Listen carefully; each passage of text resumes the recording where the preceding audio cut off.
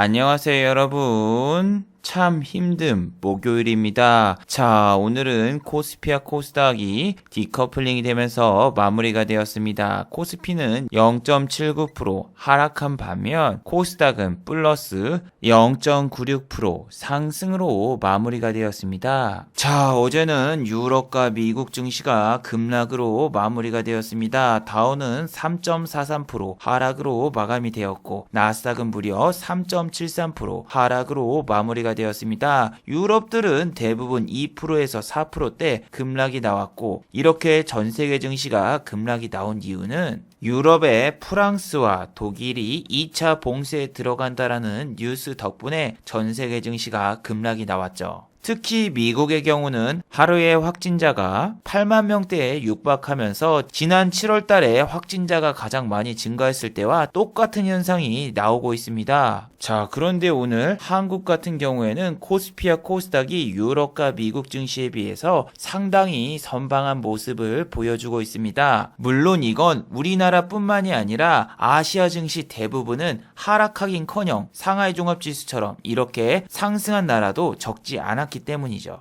하지만 여러분, 오늘 코스피를 보시면 아시다시피 개인분들이 또 한 번 1조 원 가까이 코스피를 매수를 했고 또 오늘 같은 날 우리의 구원투수인 연기금은 3일째 매도를 하면서 코스피의 하락을 부추기고 있는 상황입니다. 그리고 지금 유럽 증시가 개장을 했는데 유럽 증시가 상승은 나오기커녕 오히려 하락하는 모습이 나오고 있고 S&P 500과 나스닥 야간 선물도 상승폭이 둔화되는 모습을 보여주고 있습니다. 자, 증시가 매우 또 어려워지기 시작했습니다. 오늘 코스피와 코스닥 같은 경우에도 지수는 그렇게 크게 하락한 것 같지 않지만 양 지수 다 하락한 종목이 훨씬 더 많은 상황이며 내일은 투심이 많이 안 좋은 금요일입니다. 금요일인데도 불구하고 한국 증시는 내일 상승이 나올 수 있을까요? 오늘 이 시간에 한번 알아보도록 하죠. 자, 지금 시각이 5시 32분입니다. 시간의 단일가 유럽장, 미국장, 그리고 야간 선물도 다 끝나지 않았습니다. 그래서 몇 가지는 배제를 해보고 진행해 보도록 하겠습니다.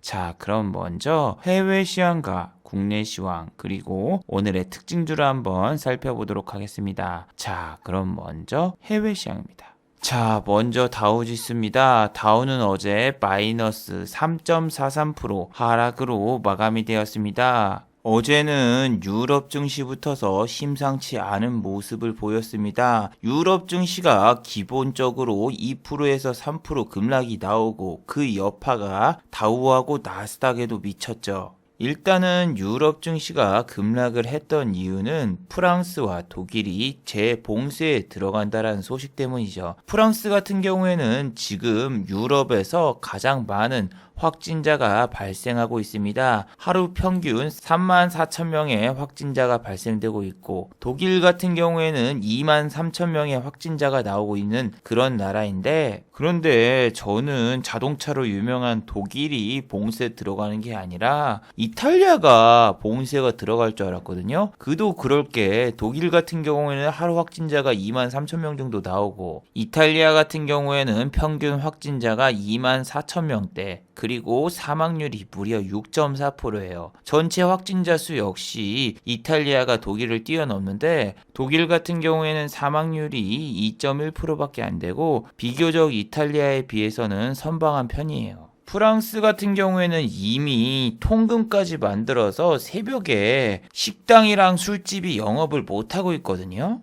그런데도 왜 프랑스의 확진자는 줄어들기커녕 늘어나고 있느냐? 여러분도 다들 알고 계시죠? 프랑스는 자유의 나라라서 마스크를 벗을 자유를 달라 이러면서 마스크를 안 쓰고 이런 시위를 하고 있으니까 당연히 확진자가 늘어날 수밖에 없죠. 그런데 제일로 심각한 곳은 바로 미국이죠. 유럽 애들은 세 발에 핍니다. 하루 확진자가 거의 8만 명대, 사망률은 2.6%를 자랑하고 있고 대통령 자체가 노마스크, 자기는 코다리19 바이러스에 감염됐지만 마스크는 필요 없다. 이런 식으로 이야기를 하고 있으니까 오히려 더 미국 애들이 마스크를 안 쓰고 있죠.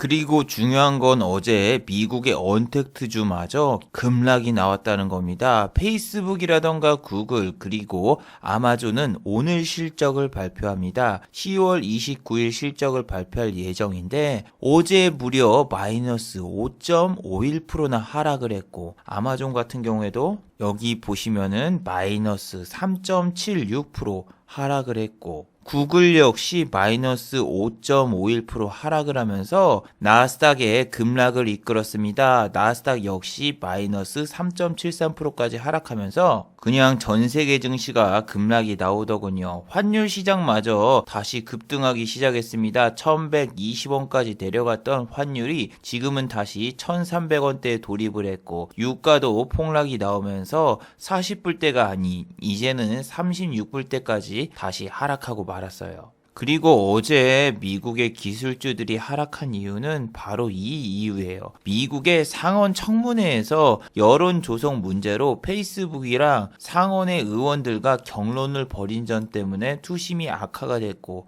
내일 실적을 발표하기 때문에 이러한 점 때문에 시장에서는 불안감을 느끼고 언택트 관련주들이 모두 급락이 나온 거죠. 자, 그렇다면 한국의 언택트 관련주들은 어떤 모습을 보였을까요? 미국의 언택트주가 내리면 한국은 보통 따라갑니다. 그런데 오늘은 약간 변수가 있었죠. 바로 오늘은 네이버의 실적 발표 날이었죠. 언택트 대장주인 네이버는 라인이라는 메신저의 실적이 빠져도 역대 최고의 실적을 내면서 오늘 상당히 출발부터서 좋은 모습을 보였습니다. 아침에 보시면은 코스피에는 오르는 종목이 33종목, 내리는 종목이 726종목이나 되던 상황이고 코스피에 포함되어 있는 네이버는 이 33종목에 포함되어 있는 상황이었어요. 하지만 이틀 전 영상에서 말씀드렸죠. 이틀 전 영상이었죠. 한국 3분기 경제 성장률 1.9% 달성, 한국 시장의 전망은 이 영상에서 지금은 이렇게 LG 디스플레이가 적자에서 흑자로 전환했고 실적마저 잘 나왔는데 지금 세계 증시가 불안정하고 한국 증시가 불안정하니 실적이 잘 나와도 이렇게 계속 빠지고 있다. 이런 식으로 말씀을 드렸죠. 그래서 실적보다는 시황이 더 중요합니다. 아무리 실적이 잘 나와도 시황이 안 좋으면은 주가가 오를 수가 없어요. 그래서 오늘 같은 경우에는 네이버는 외국인의 매수가 들어왔는데도 불구하고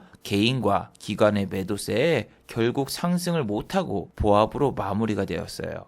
그리고 카카오 같은 경우에는 오늘 마이너스 1.01% 하락. 자, 그래서 페이스북과 구글, 아마존의 실적마저 안 나온다면 카카오는 지금 여기서 추가적인 하락이 더 나올 수도 있는 상황입니다. 이게 진짜 재수없는 게 다음 주에 카카오는 실적 발표인데 이 전날에 미국에 뭐가 있습니까? 대선이 있어요. 미국 대선 때 언택트 관련주가 곤두박질을 치면서 밑으로 내려가고 실적이 나왔는데 실적 잘 나왔다? 그러면 이미 빠진 거에서 다시 반등이 나오는 거라서 위에서 물리신 분들은 실적이 아무리 잘 나와도 자기 본전에 올 수가 없어요. 그리고 어제 또 한 가지 안 좋은 소식이 있었습니다. 지금 현재 전 세계에서 백신을 개발 중인데 지금 백신을 개발하고 있는 회사들의 백신은 모두 실패할 수 있는 가능성이 높다. 이게 누가 얘기했냐면은 영국의 코다리19 백신 위원장이 말을 했어요. 그래서 유럽 증시 같은 경우에는 가뜩이나 봉쇄령으로 사람들이 불안감을 느끼고 있는데 이러한 발언까지 나오면서 오히려 더 큰 하락이 나와버리고 말았죠. 지금 여러분 미국과 유럽 증시가 오늘 꼭 반등이 나와줘야 돼요. 왜냐하면은 미국 같은 경우에는 어제 이렇게 급락이 나왔고 야간 선물이 상승 중인데 이게 상승 중이라고 해도 미국의 실업급여 지표라던가 경제 지표가 또 잘 안 나오고 유럽이든 미국이든 추가적인 악재 뉴스가 나온다면은 우리나라 역시 내일 블랙 프라이데이가 될 수 있는 가능성이 높거든요. 지금 다우는 지난번에 지지점을 다 깨줘서 이번에 내려가면 또 여기까지 내려갈 수 있기 때문에 오늘 무조건 다우하고 나스닥이 반등이 나와줘야 돼요. 나스닥 같은 경우에는 다우보다 아직 더 여유가 있는 상황이라서 하락을 한다면 아직 여기까지도 빠질 수 있고 여기서 만약에 또 빠지면은 그 다음에 이제 이 밑에까지 내려갈 수 있는데 오늘 같은 경우에는 지수의 반등에 투자 주체가 누군가요? 개인 투자자분들이에요. 개인 투자자분들이 또 한 번 1조 원 가까이 코스피를 매수를 하고 코스닥 역시 개인 투자자분들이 오늘 시장을 지배하면서 코스닥은 오늘 상승으로 마무리가 되었고 코스피는 유럽과 미국 증시에 비해서는 좋은 모습을 보였는데 코스피가 오늘 장중에 2300이 깨지느냐 마느냐의 싸움에 놓여 있었고 2300이 장중에는 한번 깨졌었어요. 그리고 삼성바이오로직스 시총 상위주가 급등을 하면서 오후장에서는 코스피가 상당히 좋은 모습을 보였는데 그래도 오늘 지수는 상승했지만 하락한 종목이 더 많아요. 코스닥 같은 경우에는 하락한 종목이 726종목, 상승이 541종목. 반대로 코스피는 더 심각하죠. 하락이 641종목, 상승한 종목이 219종목이라서 코스피는 오늘 체감지수는 마이너스 1% 이상 되지만 삼성바이오로직스의 급등으로 지수가 그렇게 많이 안 빠진 효과가 나오고 있어요. 삼성바이오로직스가 오늘 이렇게 상승한 이유는 미국 샌프란시스코에 R&D 센터를 개소한다라는 뉴스가 나오자 삼성바이오로직스가 갑자기 10%대 급등이 나왔었는데 지난번처럼 봉쇄령이 나온 다음에 삼성바이오로직스가 다시 한번 상승을 하면서 또 한번 80만 원대까지 진입을 할 수 있을까요? 지금은 옛날에 올랐던 주식들이 과연 다시 한번 똑같이 오를 수 있을까? 기대의 심리는 있지만 지금은 개인 투자자분들도 최근에 증시에 자금이 많이 투입이 안 되고 있잖아요. 왜냐하면은 대주주 양도 소득세 문제 때문에 연말에 개인 투자자분들의 10조 원 이상 투매가 발생할 수 있고 그리고 지난달 뉴스를 보신 분들 알고 계시죠? 연기금 같은 경우에는 연말에 최고 8조에서 9조 원 사이의 매도가 나올 수 있다. 이러한 뉴스가 나왔죠. 그리고 정말 성실하게 그 뉴스가 나온 뒤에 거의 하루 이틀을 빼고 코스피를 계속 매도하면서 정말로 지금은 올 연말까지 8조 원에서 9조 원까지 매도를 할 것 같아요. 또 개인 투자자분들의 자금의 38%인 신용 역시 증권사에서 현재 맡고 있는 곳이 상당히 많기 때문에 개인 투자자분들이 옛날처럼 하루 1조 원씩 매수라 지금은 힘들다고 봅니다. 또 오늘 정말 안 좋은 게 외국인 투자자가 선물도 대량 매도를 했고 코스피도 대량 매도를 해버렸어요. 개인 투자자분들이 생각하는 최상의 시나리오는 이거죠. 지난번처럼 이렇게 반등이 일주일 연속으로 나오고 그 다음에 다시 조정해주면 밑에서 또 다시 사는 시나리오가 개인 투자자분들이 생각한 시나리오일 텐데 과연 오늘 다우와 나스닥이 상승을 할까요? 상승을 해준다면 내일 아침에는 잠깐 코스닥이 이렇게 반등이 나올 수 있지만 어제 매수하신 개인 투자자분들도 있고 금요일이라서 투심이 안 좋아서 내일 코스닥은 전강 후 약으로 빠지면서 마감될 가능성이 현재로서는 매우 높은 상황입니다. 여러분 다음 주는 미국 대선이 있잖아요. 미국 대선 때는 정말 증시가 변동성이 옵션 만기일, 선물 옵션 동시 만기일처럼 심한 모습을 보여줍니다. CNN 같은 경우에는 막판에 여론조사를 했는데 이든형이 54%, 럼프형이 42%라고 하지만 이 언론은 반럼프형 관련 방송사라서 이 결과는 믿을 수가 없습니다. 옛날에 힐러리 클린턴 나왔을 때 여론조사 결과가 97%가 힐러리의 승리라고 했지만 정반대가 나왔어요. 그리고 플로리다 같은 경우에서는 우리 럼프형이 처음으로 이든이 형의 지지율을 역전시켰다라는 뉴스가 나와서 과연 럼프형이 재선이 되느냐 마느냐가 다음 주 정말 관심사 중 하나죠. 자, 이게 바로 미국의 대선 때 한국의 코스피의 모습입니다. 장 초반에는 0.23% 상승을 했지만 종가는 마이너스 2.25%까지 내렸고 장중에 무려 3.61%까지 내렸단 말이에요. 그리고 그 다음에 상승을 했느냐? 미국 증시는 그 다음에 급등이 나오면서 쫙 올라간 반면에 한국은 럼프형이 당선된 이후 한 달 동안 조정이었습니다. 한 달 동안 조정. 미국은 럼프형 당선되자마자 하루도 빠짐없이 한 달 넘게 상승을 했는데 한국 같은 경우에는 정반대였죠. 당선된 이후 한 달 넘게 하락을 하였고 2000선으로 다시 돌아갔는데 여기서 또 한 가지 이벤트가 있었습니다. 바로 최순실 게이트 사건이 터져버리고 만 거죠. 그래서 한국 증시는 다른 나라 증시가 상승할 때 별로 그렇게 크게 상승하지 못하는 모습이 계속됐죠. 그래서 지금은 저는 되게 증시를 보수적으로 보고 있습니다. 과연 이번에 럼프형이 되든 이든이형이 되든 증시는 과연 추가적인 상승이 나올까? 아니면은 그날 이후로 하락장의 시작이 될 것인가? 여러분들이 지금 머릿속에 생각한 최상의 시나리오는 뭔가요? 미국에 대선이 있기 때문에 양적 완화 자금이 추가적으로 계속 투입이 되고 럼프형이 재선을 위해서 어떻게든 추가 경기 부양책이 계속 나올 것이다. 근데 럼프형이 당선됐어 봐. 그럼 럼프형이 이번에 재선되죠? 그럼 전문가들도 예상을 하지만 재선될 때까지는 추가 경기 부양책을 계속 내지만 당선이 된 다음부터서는 추가 경기 부양책 금액도 줄이고 지금처럼 유동성이 넘쳐나지 않을 것이다. 이러한 정책을 펼칠 게 눈에 뻔히 보이잖아요. 그래서 저 같은 경우에는 지금 무리를 하지 않고 있거든요. 물론 무리를 하지 않는다는 게 예전처럼 뭐 2억, 3억, 4억, 5억 이렇게 투입을 안 한다는 거지 매매는 기본적으로는 하고 있는데 이번 주 금요일 한국 시간으로 토요일쯤 되겠죠. 미국의 GDP가 발표가 됩니다. 미국의 경제 성장률이 발표가 되면서 우리 증시가 급격하게 하락을 할 수 있기 때문에 저는 일단은 보수적으로 보자 이 생각에 지금은 약간 관망 심리가 짙은 상황이에요. 그리고 여러분 오늘 상승했던 종목들 잘 보셨나요? 윗꼬리가 나온 종목들이 많죠. 특히 마스크 관련주 같은 경우에는 지난번에도 프랑스에서 봉쇄가 되었을 때도 이렇게 15.76% 급등이 나왔으나 종가는 1.95% 마감됐듯이 오늘도 별반 차이가 없더군요. 9.96%까지 상승을 했고 여기서 조금만 더 오르면은 모나리자는 VI 구간까지 진입할 수 있었어요. 근데 VI 구간에서 갑자기 투매가 나오더니 종가는 플러스 3.13%로 마감이 되었는데 이 종목들이 지금 추가적인 상승이 나오려면은 어떠한 게 있어야 될까요? 일단은 미국이든 유럽이든 마스크의 수출이 잘 돼야 돼요. 최근에 식약처에서는 마스크 해외 수출을 전면으로 허용을 해서 해외로 마스크를 수출할 수 있는 상황이 나왔는데 중요한 거는 이렇게 마스크 수출을 전면 허용했는데도 불구하고 해외에서 마스크를 쓰는 애들이 생각보다 적고 마스크를 구입하려는 사람들이 수요보다 공급이 더 많아서 마스크 관련주가 생각보다 급등이 나오거나 그런 모습이 안 나와요. 모나리자는 3.13% 상승했고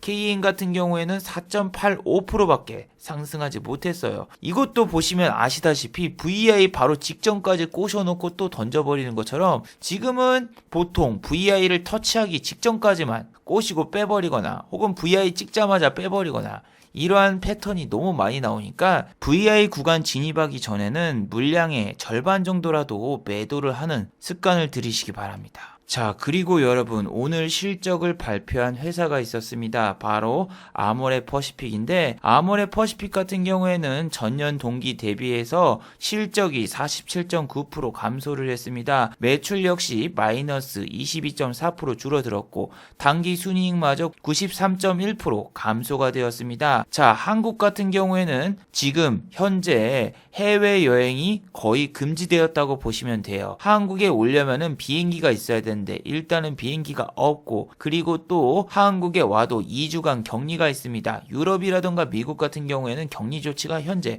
풀린 곳이 많아요. 그리고 화장품이 잘 팔리려면은 일단은 면세점의 실적이 잘 나와야 되는데 호텔신라의 실적이 지금 현재 매우 안 좋게 나왔죠. 자, 중화권의 따이콩 보따리 장사들이 면세점에 와서 화장품이라던가 이런 제품들을 많이 사갈 경우에는 아모레퍼시픽이라던가 토니몰이라던가 이런 회사의 실적이 잘 나오는 경우가 상당히 많습니다. 자, 그러면은 실적이 안 나왔는데도 오늘 아모레퍼시픽은 왜 기관과 외국인의 양 매수가 들어오면서 상승으로 마무리가 되었을까요? 그 이유는 다음 달에 있을 중화권의 광군제 기대감이죠. 중화권의 광군제가 있기 때문에 이날은 아모레퍼시픽의 화장품이 잘 팔리지 않을까 이러한 기대감 때문에 오늘 아모레퍼시픽의 주가가 올랐습니다. 자, 그런데 여러분 광군제의 뜻을 알고 계시는 분들 있나요? 광군제 뭔가 있어 보이는 이름이잖아요. 이게 뭐 광군제라는 이름을 들었을 때는 삼국지의 유비 관우 장비 중에서 관우를 사모하는 날인가? 아니면은 한국의 개천절 같은 날인가 이렇게 생각하시는 분도 있겠지만 광군제는 저같이 여자친구가 없는 솔로들을 위한 솔로데이입니다. 솔로데이 특집으로 알리바바라던가 타오바오에서는 최대 50에서 60% 할인 행사를 합니다. 그렇기 때문에 화장품이라던가 혹은 한국의 여러 가지 상품들이 매출이 늘어나는 경우가 많은데, 어제는 오가닉 티 코스메틱이 상한가를 갔지만 이거는 광군제 때문에 상한가를 간 게 아닙니다. 이 회사는 중화권의 기업입니다. 중화권의 기업 같은 경우에는 동전주가 많고 실적을 보시면은 절대 실적이 나쁜 회사가 거의 없어요. 연간으로 보면은 이렇게 재무제표가 좋지만 우리나라에서 중국 원양자원을 포함한 모든 중화권의 회사들이 상장 폐지가 되었을 때 분식회계로 상장 폐지가 되었지 절대로 뭐 대표이사가 돈을 가지고 날랐거나 다른 문제로 상장 폐지가 된 적이 없어요. 대부분 분식회계예요. 그래서 중화권의 경제지표든 중화권의 회사의 회계지표든 믿을 수 있는 회사든 지표든 아무것도 없습니다. 어제 중화권의 1등주는 그나마 상한가를 간 다음에 큰 상승이 나왔지만 얘를 보세요. 2등주인 로스웰, 맥스웰이 아닙니다. 맥스웰은 커피 믹스고 이 로스웰 같은 경우에는 장 시작하자마자 마이너스 7.2까지 빠지면서 오늘 같은 장에 그냥 쭉 빠지면서 하락하는 모습을 보여주었는데, 저는 중화권 주식은 웬만해서 건드리지 않습니다. 왜? 들어가는데 재수없게 상장 폐지라던가 거래 정지 당해버리면은 그동안에 잘 벌었던 돈을 한순간에 날려버릴 수 있죠. 자, 그리고 여러분, 중화권의 주식들은 한국의 실적 발표 기간이랑 약간 틀린 경우가 대부분입니다. 중화권 회사들은 대부분 실적 발표가 한국과 기간이 틀리기 때문에 이런 회사들은 실적 발표 기간을 알고 싶으시면은 IR 담당자에게 직접 전화해서 물어보시기 바랍니다. 그리고 또 오늘 실적을 발표한 회사 바로 S-오일이 있죠. S-오일 당연히 실적이 부진할 것으로 봤습니다. 그래서 실적 발표 이후에 과연 주가가 어떻게 되었을까 살펴보니 장 초반부터서 마이너스 3.16%까지 빠지다가 종가는 마이너스 2.28%까지 하락하면서 마무리가 되었습니다. 코스피 종목 같은 경우에는 어쩔 수 없죠. 왜? 오늘 내린 종목이 거의 80%이기 때문에 S-오일은 실적이 부진했기 때문에 투자자분들의 투심을 자극하기보다는 오히려 투심이 저하가 되는 현상이 나올 수 있죠. 여러분, 아모레퍼시픽 같은 경우에는 아까 상승을 했지만 화장품 섹터 전체를 끌어올리지 못했거든요. 이게 장이 안 좋으니까 아모레퍼시픽이 실적이 잘 나오면은 화장품주가 다 상승하는 게 아니라 오가니티 코스메틱처럼 중화권의 주식이라던가 이런 애들만 상승을 했지 일반적인 이런 화장품주는 다 내렸거든요. 뭐 정유주라면은 흥구석유하고 SK이노베이션밖에 없는데 SK이노베이션 같은 경우에도 오늘 하락을 했고 흥구석유 역시 오늘 마이너스로 마감이 되었습니다. 그래서 정유주 같은 경우에는 지금 배당 메리트가 없습니다. 왜? S-오일과 이노베이션 같은 경우에는 이번 연도 실적이 부진하기 때문에 무배당 정책이 나올 수 있다라고 언론에 공표를 한 상황이죠. 자, 여기 보시면은 S-오일과 SK이노베이션 같은 경우에는 원래 중간 배당이 나오는 회사입니다. 하지만 실적 부진으로 인해서 이번 연도는 중간 배당을 포기했다. 이렇게 기사가 나온 상황이죠. 여러분, 우리나라 같은 경우에는 아직 확진자가 100명대라서 봉쇄령이라던가 사회적 거리두기 2.5단계까지는 안 올라가서 SK이노베이션이라던가 S-오일이 다음 분기 실적이 좋지 않을까 이렇게 생각하신 분도 있지만 이 회사들은 국제유가가 내리느냐 오르느냐 이게 중요한 상황이라서 지금 한국의 확진자가 늘어나느냐 마느냐는 그렇게 크게 중요한 사항이 아닙니다. 자, 그리고 진단키트 관련주는 오늘 대부분 상승으로 마무리가 되었죠. 시젠과 수젠텍 중에서 수젠텍 같은 경우에 오늘 6.96%나 상승을 했습니다. 수젠텍 독일에다가 코다리시쿠 바이러스 항원 신속 진단키트 20만 개를 긴급 공급 계약을 체결했다. 이런 뉴스가 나왔죠. 수젠텍 같은 경우에는 거의 한 달간 계속 하락하는 모습을 보였는데 그도 그럴 게 주가가 상승만 하면 추가 상장을 진행을 해버리니까 주가가 상승하고 싶어도 상승할 수 없었죠. 자, 여기 보시면은 수젠텍 전환사채권 청구 뉴스가 있죠. 10월 20일 날 한번 전환사채가 나왔고 이 회사의 공시를 찾아보시면은 전환사채 나온 적이 지금 한두 번이 아니에요. 그리고 실적을 보시면은 2분기에는 흑자 달성을 했지만 연간으로 보시면은 영업이익과 당기 순이익이 전부 마이너스죠. 이런 회사들은 계속 유상증자 전환사채 이런 걸 계속 발행하면서 주가가 상승할 때마다 악재 뉴스가 나올 수 있습니다. 그렇기 때문에 주의를 해야 돼요. 그리고 오늘 KC텍을 비롯한 반도체주 몇 개가 움직이더군요. 근데 중요한 건 뭐다? 이렇게 메릴 린치가 들어와서 매수를 하고 있더군요. KC텍 같은 경우에는 오늘 종가를 보시면은 3.15% 상승을 했는데, 보시면은 메릴 린치가 아침에 잠깐 샀다가 소량으로 팔았고, 아직도 메릴 린치의 물량이 있어요. 이런 주식 같은 경우에 내일 아침에 메릴 린치가 매도를 하면서 주가가 빠질 가능성을 어느 정도 염두를 해두셔야 됩니다. 최근에는 반도체 관련주가 삼성전자와 하이닉스의 추가적인 하락으로 인해서 계속 안 좋은 모습을 보였는데, 아침에 KC와 AD테크놀로지, SFA 반도체는 하락 중이었고 유니테스트 같은 종목도 하락 중이었습니다. 그런데 오늘 코스닥 지수가 상승으로 전환된 이후 반도체 관련주가 상당히 강한 모습을 보여줬죠. 삼성전자와 하이닉스는 두 가지 악재로 인해서 둘 다 오늘 동반 하락한 반면, 테스라던가 반도체 관련주는 반등이 나오더군요. 테스 제가 3일 전에 손절한 종목인데 너무 아쉽습니다. 제가 테스를 여기서 잡았고 그리고 여기서 손절을 했습니다. 왜? 이건희 씨가 별세를 했다. 그럼 반도체 관련주의 악재이기 때문에 이런 데를 뚫고 올라갈 수가 없어요. 보통 보면은. 근데 오늘 같은 경우에는 5.40%가 상승을 해서 3일만 버텼으면은 여기서 몇 프로를 먹었을까 생각을 해봤자 고작 2% 먹을 수 있습니다. 왜냐면은 이게 많이 오른 것처럼 보이지만 오늘 5% 오른 거예요. 5%. 여기서도 보시면은 4.51%, 여기서도 보시면은 2.1%, 3일간 11%가 올랐어도 내가 산 가격은 여기이기 때문에 수수료를 제외하면 2.5% 정도 먹었겠죠. 근데 중요한 건 내가 손절을 여기서 7%를 해버렸기 때문에 3일 전에 손절한 걸 메꾸려고 제가 진짜 열심히 매매를 하고 있거든요. 근데 여러분 이게 아깝다라고 생각을 하면 안 돼요. 왜냐하면은 여기서 만약에 더 떨어지면은 여기 저점이 깨지고 더 이상 투심이 없기 때문에 쫙 빠질 수가 있단 말이에요. 여기 같은 경우에는 보시면은 지난 저점을 터치했기 때문에 매우 위험한 자리예요. 근데 여기서 내가 버틴다. 위험하죠. 왜냐면은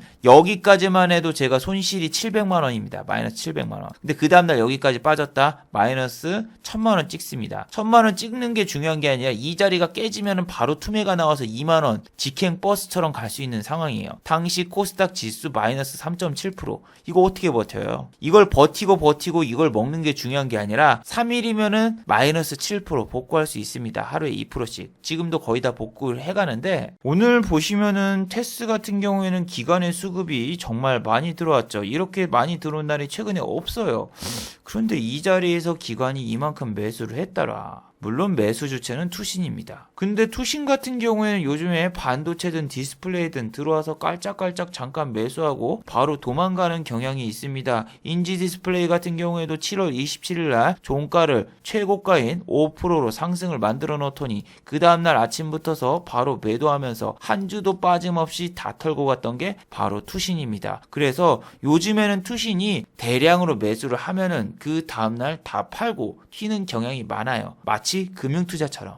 그리고 여러분이 지금 이걸 보시면은 3,000원짜리 3만 주면 별로 사지도 않았네 할 수도 있지만 밑에를 보세요. 밑에. 자, 여기 보시면은 19만 주를 샀는데 그 다음날 다 팔고 튀었죠. 여기서도 3일간 샀는데 4일째 되는 날 다 팔고. 계속 반도체, 디스플레이, 미세 공정 이런 주식에 들어와서 투신이 단타치고 나가는 경향이 많아서 반도체에 투신이 들어왔더라. 그렇게 별로 좋아 보이지 않습니다. 내일 만약에 테스가 반등이 나온다? 그러면은 얘네 먹고 튈 가능성 염두에 두세요. 그리고 캠트로닉스 같은 경우에도 오늘 종가가 고가가 마무리가 되었죠. 어제 같은 경우에도 반등이 나왔습니다. 캠트로닉스 같은 경우에는. 어제 같은 경우에도 보시면 종가 고가로 마무리가 되었고 오늘도 종가 고가로 마무리가 됐어요. 마이너스 4.11%까지 하락을 했고 오늘 한 가지 악재 공시가 있었거든요. 무슨 악재 공시일까요? 캠트로닉스 전환 청구권 행사. 물론 금액은 그렇게 크지 않고 상장 예정일이 11월 12일이기 때문에 아직까진 여유가 있어요. 그래서 얘네는 이 기간 다다음 주죠. 다다음 주에는 좀 조심을 해야 됩니다. 이렇게 파워넷을 보시면은 전환 청구권을 검색을 해보면은 항상 추가 상장 하루 전, 3일 전 급등을 시킵니다. 이 기간 내 보세요. 전환 청구권이 다 행사가 되는데 갑자기 전환 청구권 행사가 나온 다음에 급등이 나와요. 물론 종가는 하락으로 마감되지만 그래서 사람들이 착각할 수 있어요. 아, 전환 청구권 행사는 호재인가? 추가 상장이 여러분 호재일 수가 없어요. 주식 발행 수가 늘어나면은 그만큼 주식이 무거워진다는 얘기입니다. 호가가 두꺼워져서 금방 올라갈 수 있는 주식도 갑자기 무거워져서 못 올라가게 된다는 얘기죠. 자, 보세요. 여러분, 오늘 하한가를 간 우수 AMS 보세요. 이 종목 어제 같은 날에도 상승을 했고 우리 코스닥 지수가 3.7%가 빠졌을 때도 상승을 했어요. 그래서 이 종목은 오늘 아침에 사신 분들 오늘 마이너스 32%를 찍었습니다. 아침까지는 정말 좋은 모습을 보이던 우수 AMS가 왜 오늘 하한가를 갔을까요? 그 이유는 바로 유상증자 참여 소식이죠. 이 유상증자 소식은 원래 알고 있는 소식인데 유상증자 대상자가 변경이 됐고 납입일이 변경이 되면서 오늘 하한가를 갔습니다. 이렇게 될 경우에는 이만큼까지는 솔직히 안 빠지는데 오늘 증시가 상당히 안 좋았기 때문에 이만큼 빠진 거죠. 아니 코스닥 지수 같은 경우에는 0.96% 상승을 했고 그리고 우수 AMS 같은 경우에는 52주 신고가를 가는 종목인데 이런 종목이 왜 하한가를 가죠? 당연하죠. 이게 지금 몇 일째입니까 여러분? 지금 3,800원이었던 종목이 13,150원이 됐어요. 이게 지금 상승률이 얼마예요? 언제 어디서 털어먹을까 세력들이 기다리고 있다가 악재 뉴스 나오니까 빵! 이렇게 터진 거지. 다른 종목이었으면 한 마이너스 15%로 끝났을 게 오늘 드디어 하한가까지 가버린 거죠. 어제 상승으로 끝났던 종목들이 오늘 기본적으로 10% 이상 이렇게 빠지면서 마무리가 되었는데 이게 여러분들이 원하는 시나리오. 상한가를 가거나 이렇게 급등이 나오면 다음날 이렇게 나오지 않을까. 저번에도 이렇게 나왔으니까 이번에도 데칼코마니처럼 위에 이렇게 뿅 하고 올라가겠지. 하지만 현실은 마이너스 10% 이상 빠지고 마무리되는 거. 얘도 오늘 마이너스 13.08% 빠지는데 많이 올랐던 종목들은 빠질 때도 여러분 많이 빠집니다. 그리고 여러분 오늘 한국 증시가 잘 버틴 거는 상하이 종합지수의 역할도 컸죠. 왜냐하면은 요즘 상하이 종합지수가 상승을 하잖아요. 그럼 한국 증시도 어느 정도 버텨. 근데 상하이 종합지수가 한 1% 내린다? 우리나라 코스닥 마이너스 3.7%. 그래서 상하이 종합지수가 개장한 다음에 바로 그냥 쭉 올라갑니다. 쭉 올라가. 개장하자마자 바로 쭉 올라갔어요. 그런데 상하이 종합지수 같은 경우에는 오늘 후반 넘어가면서 밀렸는데 이거는 왜 반영을 안 받았을까 여러분이 궁금하실 수도 있지만 한국과 중화권은 시차가 있고 우리는 여기서 끝났습니다. 중화권이 상승을 딱 하고 여기서 우리 시장이 종료가 됐어요. 그리고 얘네는 1시간 더 남아서 여기까지 하고 가서 얘네가 오늘 이렇게 마지막에 빠졌으면은 한국 증시도 같이 좀 따라가지 않았을까 이 생각을 해봅니다. 자, 그리고 오늘 실적이 나오고 상승으로 마무리된 종목 중에 유한양행이 있습니다. 전년 대비해가지고 영업이익은 143% 증가를 하였고 매출은 9.6%, 당기순이익은 164% 증가를 해서 컨센서스에 상회를 했습니다. 자, 유한양행 같은 경우에는 실적이 나왔는데도 불구하고 장 초반에 한국 증시가 밀리면서 마이너스 3.14%까지 하락을 했었죠. 하지만 장 중후반에 다시 한번 상승을 하면서 종가는 최고가까지는 못 갔지만 그래도 나름대로 괜찮은 모습을 보여주고 마무리가 되었습니다. 그래서 여러분들이 만약에 장이 안 좋으면은 실적이 좋은 종목이 장중에 빠지고 있다. 그러면은 한 번쯤 베팅에 들어가 보는 것도 좋을 수 있습니다. 그리고 여러분들이 이 종목 실적 발표 언제예요? 물어보시는 분들 저도 몰라요. 그러면 어떻게 하면 되냐면은 여기 회사에다가 직접 전화해서 물어보시면 됩니다. 기업 개요를 클릭하신 다음에 IR 담당자를 찾으시면 됩니다. 대표 번호는 저기는 연락해도 주식에 대해서 전혀 몰라요. IR 담당자한테 연결을 하면은 실적 발표가 언제고 몇 시쯤 발표하는지도 다 알 수 있으니 여러분들이 실적 발표일을 찾으실 때 참고하시기 바랍니다. 자, 그리고 신성 ENG 같은 경우에는 태양열 관련 수혜주죠. 그리고 그린 뉴딜도 엉켜있고 바이든 관련주 이렇게 엉켜있는데 지금 시간의 단일가를 보시면 5.41% 하락으로 마감이 되었습니다. 왜 하락을 했을까? 여기 공시가 하나 나왔는데 292억 원어치 자사주를 처분한다. 이런 악재 뉴스가 나왔습니다. 자사주를 소각하는 것 같은 경우에는 분명히 증시의 호재지만 자사주를 처분하는 경우에는 악재입니다. 그리고 가격이 중요하죠. 가격이 종가 대비해서 7%가량 하락한 가격이기 때문에 지금 가격에 비해서 더 빠져도 아직까지 수익이에요. 그래서 지금 증시에서 악재가 나오면은 시장에서 크게 반응을 할 수 있거든요. 투심이 좋을 때 악재 뉴스가 나오면은 장중에 마이너스로 꼬그라졌다가 다시 상승할 수 있는 반면에 지금처럼 악재가 나오면 아까 우수 AMS처럼 하한가를 갈 수도 있으니 참고하시기 바랍니다. 그래도 지금 보니까 다행히 우수 AMS 같은 경우에는 시간의 단일가에서 하한가가 풀렸네요. 그래서 내일 아침에는 어느 정도 반등이 나올 수 있지만 이거 같은 경우에는 지금 반등이 나와도 계단식 하락으로 여러분을 꼬시고 던질 수 있으니 이런 종목은 지금 너무 많이 올랐으니까 안 건드리는 게 좋습니다.